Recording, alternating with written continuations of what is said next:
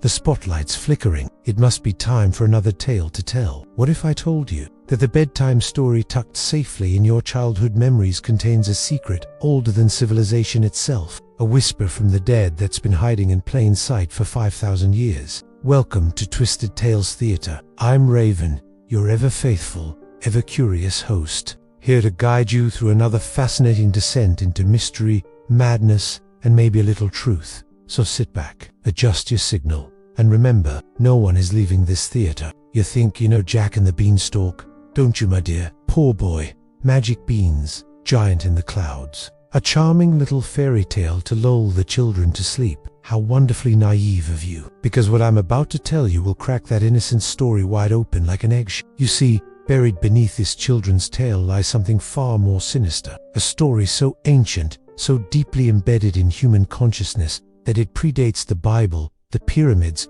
even writing itself. Jack's tale isn't just old, darling, it's a fossil, a 5,000-year-old whisper from a vanished people who knew secrets we've forgotten. And tonight, in the flickering light of this cursed theater, we're going to dig it up. If this tale already has your pulse quickening, press that like button.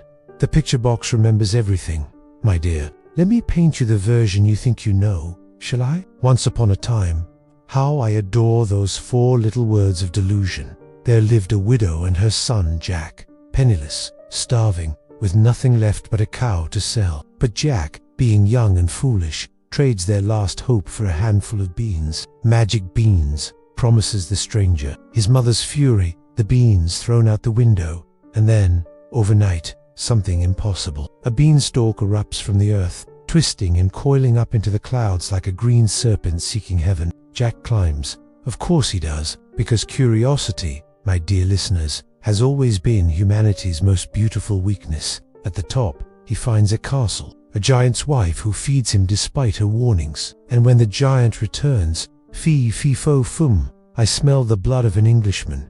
Jack hides, waits, and steals. Gold first, then a hen that lays golden eggs. Finally, a harp that sings with its own voice. But the harp betrays him, crying out to its master. The giant gives chase. Jack scrambles down, chops the beanstalk, and watches the giant fall to his death, with what I imagine was satisfying finality. The end. Sweet dreams, children. Except it's not the end at all, is it? Here's where our little bedtime story begins to show its teeth. The version you just heard, that sanitized, morally tidy tale, was written down by Joseph Jacobs in 1890. But by then, oh my dear curious souls, it was already ancient. The earliest printed version we know of appeared in 1734, and here's the delicious irony. It was a parody. Jack Spriggins and the Enchanted Bean openly mocked the story, treating Jack as a ridiculous figure and laughing at the very notion of beanstalks reaching the clouds. But you can't parody something unless your audience already knows it, can you? Which means that even in 1734, Jack's tale was so familiar, so deeply embedded in English consciousness, that it could be the butt of jokes. How charmingly presumptuous of them to think they understood what they were mocking. By 1807, the Victorians had gotten their proper little hands on the story. Benjamin Tarbott's version gave Jack a moral makeover, adding a fairy who reveals that the giant murdered Jack's father. Suddenly, Jack wasn't stealing, he was restoring justice. The Victorians did so love their heroes squeaky clean, didn't they? But here's what makes my theatrical heart sing with dark delight. That strange chant of the giant, Fi Fo Fum. I smell the blood of an Englishman. We all know it, but few realize it appeared in Shakespeare's King Lear around 1605. And even then, the bard was quoting something already considered ancient. A Scottish antiquarian named Charles Nye suggested something rather unsettling. He believed the chant might derive from Old Gaelic, roughly translating to, "Behold food, good to eat, enough to satisfy my hunger." Not just a chant, my dears, a hunting call. Now we arrive at the moment that changes everything. Hold tight to your sanity, darlings, because in 2016, researchers made a discovery that sent shockwaves through the folklore community. Using methods normally reserved for tracing biological evolution, they analyzed versions of Jack's story from around the world: Italy, Scandinavia, India, each one containing the same core elements: a poor child, a monstrous guardian, a daring theft from a world beyond the ordinary. The researchers call it a TU 3-8, the boy who stole the ogre's treasure. Such a clinical name for something so beautifully sinister. Their conclusion: Jack and the Beanstalk is over 5,000 years old. 5,000 years, and we thought it was just a children's tale. Subscribe, or let this ancient knowledge vanish once more into a myth. A story told before the Bible was written, before the pyramids pierced the Egyptian sky, before human beings had even invented writing, passed down by word of mouth across generations, surviving migrations, wars, the rise and fall of entire civilizations. Wait until you hear where this ancient tale truly began. The researchers traced it back to the Proto-Indo-Europeans, a prehistoric people who lived on the vast steppes between the Black Sea and Caspian Sea. What is now Ukraine, southern Russia, western Kazakhstan. They were herders, wanderers, storytellers, whose language would evolve into Greek, Latin, Sanskrit, Norse, Celtic, and countless others. But beyond their linguistic legacy, we know almost nothing about them. They left no temples, no written records, no great cities. Just burial mounds called kurgans, where the dead were laid to rest with pottery, ornaments, and weapons. And stories, always the stories. Jack wasn't alone in his cosmic thievery, my dear twisted audience. His tale belongs to what folklorists call the cultural hero motif, a pattern so ancient and widespread it appears in mythologies across the globe. Consider Prometheus, that magnificent rebel of Greek myth. He climbs to the heavens, steals fire from the gods, and brings the divine spark of civilization to humanity. His punishment, eternal torment, his liver torn out daily by an eagle. Rather harsh consequences for grand theft divine, wouldn't you say? In Norse mythology, Odin sneaks into the land of giants and steals the sacred mead of poetry. In the Sumerian epic of Gilgamesh, the hero enters a forbidden forest and claims sacred cedar wood meant only for the gods. Each of these figures defies guardians, crosses into realms not meant for mortals, and brings back gifts that change the human world forever. Just like our dear Jack, even the setting feels hauntingly familiar.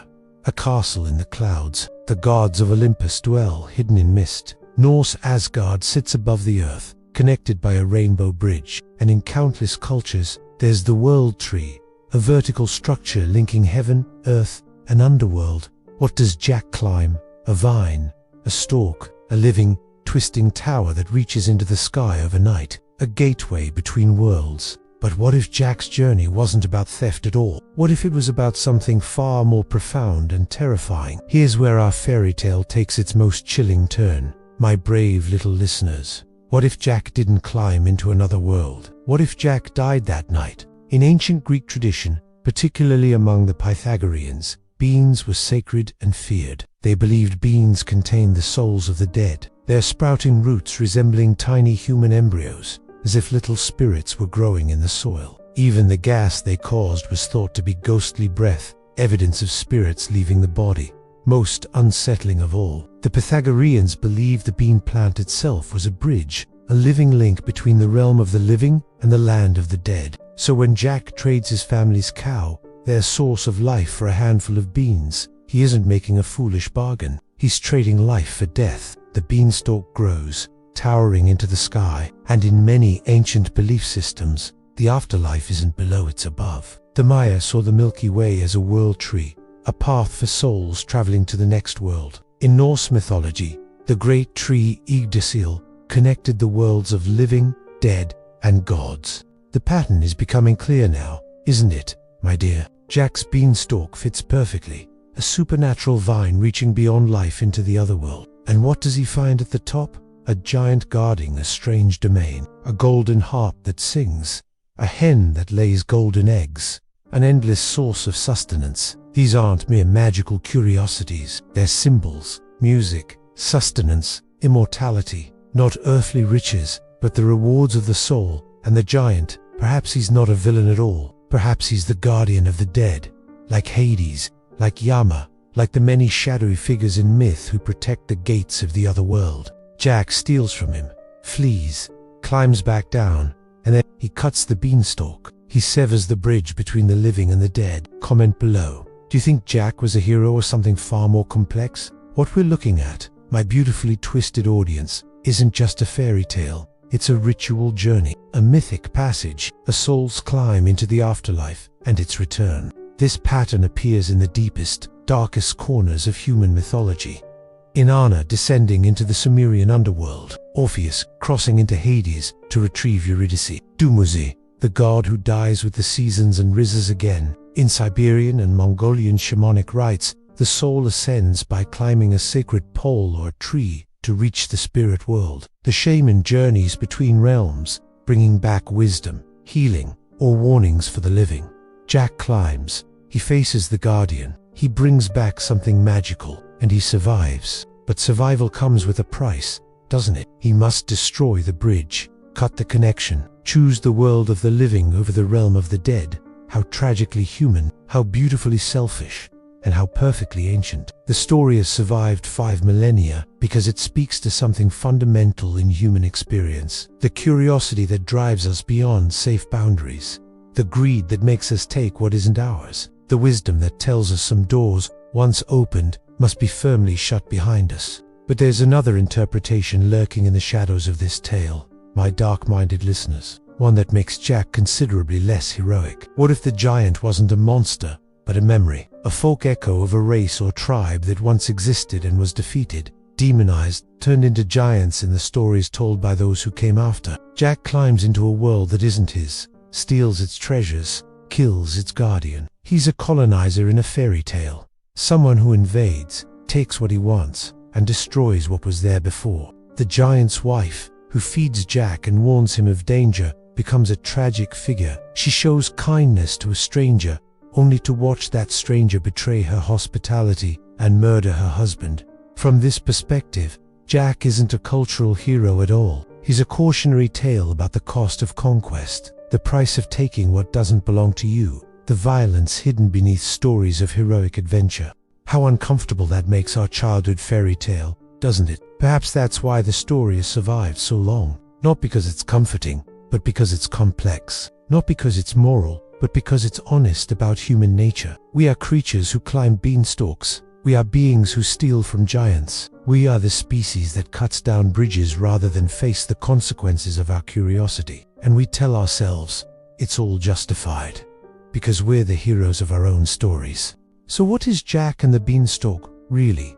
A children's story, an ancient myth, a shamanic journey, a colonial allegory, a death ritual disguised as entertainment? The answer, my beautifully twisted listeners, is yes, all of it. Every interpretation, every layer of meaning, accumulated like sediment over 5,000 years of telling and retelling. It's a fossil of human consciousness, a story so old it remembers when the world was young, when giants walked the earth, when the boundary between life and death was as thin as a bean sprout reaching toward the sky. The Proto-Indo-Europeans who first told this tale knew something we've forgotten. They understood that stories aren't just entertainment, they're instruction manuals for the soul, maps of the psyche, warnings wrapped in wonder. They knew that some hungers can only be satisfied by climbing impossible heights, that some treasures can only be claimed by facing impossible guardians, that some bridges must be burned to survive the journey home. And they knew that giants,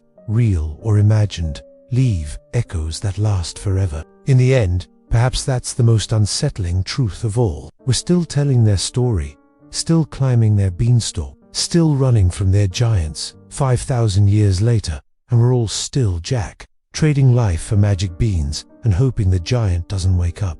How perfectly, tragically human. And so we reach the end of another tale, my dear. Another thread pulled from the tapestry of forgotten truths. The next time you hear Jack and the Beanstalk, remember what you've learned tonight. Remember that bedtime stories aren't always innocent, that fairy tales aren't always fair, that the deepest truths hide in the most familiar places. The giants are still out there, you know, still guarding their treasures, still chanting their ancient warnings, still waiting for the next curious soul to climb high enough to meet them. Will it be you? The signal's fading now. The spotlight dims. But the story never truly ends. Until next time, this has been Raven, your faithful guide through the twisted corridors of truth. Try not to think about what grows in your garden tonight. If you dare to hear more forbidden broadcasts, that subscribe button glows like a golden egg in the darkness. And remember, The algorithm feeds on engagement like giants feed on, well, you know, sweet dreams, and see you in the shadows.